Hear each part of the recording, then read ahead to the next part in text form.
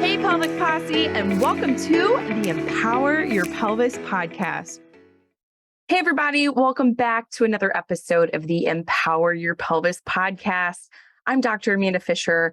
I am your host. I am a pelvic floor physical therapist and the owner of the clinic Empower Your Pelvis, a pelvic floor physical therapy specialty clinic here in Kansas City, Missouri. So, on social media, if you follow us on Instagram on Wednesdays, I do Wellness Wednesdays. Ask me anything, nothing is TMI. So with this Wednesday, I received quite a few questions regarding prolapse. And if you followed me or have followed me for the last so many years, I've been pretty open about my own struggles with prolapse. I developed bladder prolapse, which is called Cystocele in our neck of the woods. With what we deal with in pelvic floor dysfunction. But I developed bladder prolapse after the birth of my first kiddo. Now, I had a C-section and it was thought, oh, prolapse might just happen with vaginal births. That's what we would think, right? Like we're pushing out babies vaginally. But I was cut open. And to, what you may think, contrary to what you may think or believe, you actually have the same increased risk of having a prolapse, whether you have a vaginal birth or a cesarean birth. And after my first baby, I really didn't take the time to get my body strength and stability and function back. I got my release from my doctor at my, I don't know if it was 6th, 7th, 8th week checkup after having my cesarean first baby. And I went straight out and hit the pavement. And instead of me being like, I'm going to ease into this run, I did what any competitive person would probably do who used to run. And I was like, I'm going to go out for a 3-mile run. Who else? Like, why wouldn't I? Right. And I went out for my 3-mile run. And it was after that run that I started feeling pressure vaginally, pressure like something was down there, something was sticking in there. And it was very uncomfortable. I didn't sit right. It seems like if I was up all night with my baby, I would have more pressure early in the morning. If we weren't all up all night, which I don't know what night that would have been, but I tended to have that pressure later in the evening if it didn't start out earlier in the day. And with that pressure, it took me some time to recover from it. And it was a lot of trial and error where I would have discomfort down there with certain activities that I probably shouldn't have been doing. And like running, I was still trying to run or do box jumps or jump rope because that's what I saw people on social media doing after they had babies. And I wasn't putting into account that I myself was not invincible. Like I thought I could handle it because I was a pelvic floor PT. I thought I knew what I was doing.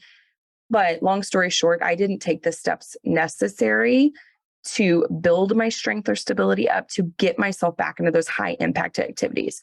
And now we know, I think it was like a year ago, this is, I'm recording this fall of 2022, but we knew as of last year, I believe, a study came out saying, when your most increased risk for having prolapse is those first 6 months after having a baby. And I wish I would have really realized that or known that, 9-10 years ago after the birth of my first kiddo. And someone reached out on this Wellness Wednesday and asked, okay, I have a prolapse after a vaginal baby number 1 birth. Do I have to have a C-section next?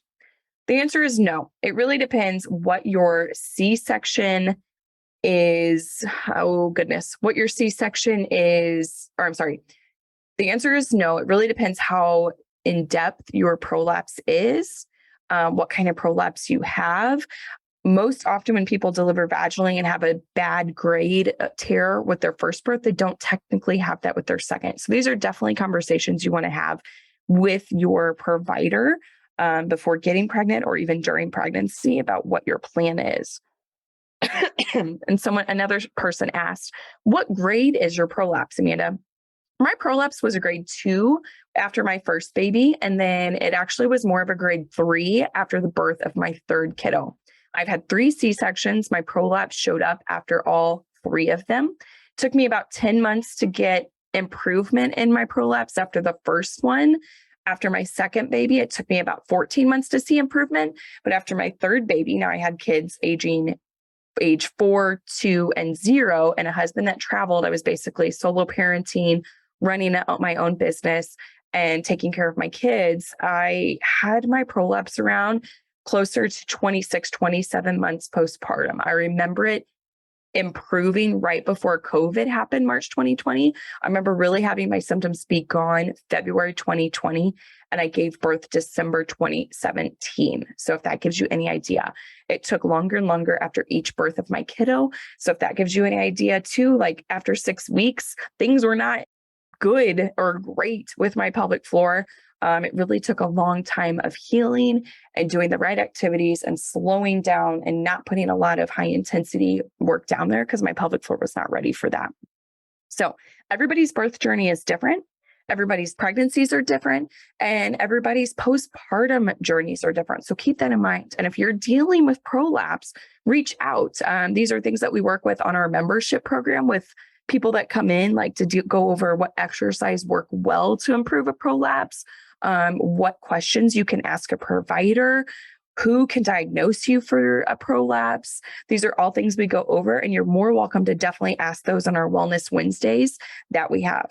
Thank you all for joining in to this week's episode, a little bit about prolapse and our Wellness Wednesday questions, and can't wait to answer more in the future. Have a great day, guys. Hey, Pelvic Posse. I want to thank you so much for joining into this week's episode of the Empower Your Pelvis Podcast. Can I ask you a couple of favors, please? Number one, can you like and subscribe to this podcast so that you can continue to empower your pelvis forever so that you will never miss out? Number two, can you leave us a rating and a review telling them how amazing we are and everything that you have learned about your pelvic health? And then number three, if you haven't seen the video version of this podcast, you can go over to youtube.com/C/Empower Your Pelvis for all your visual learners out there. We have all types of great visuals in there for you to not only listen to, but to also watch. Thank you so much again, and make sure to give your pelvis some love. Until next time, peace out, Pelvic Posse.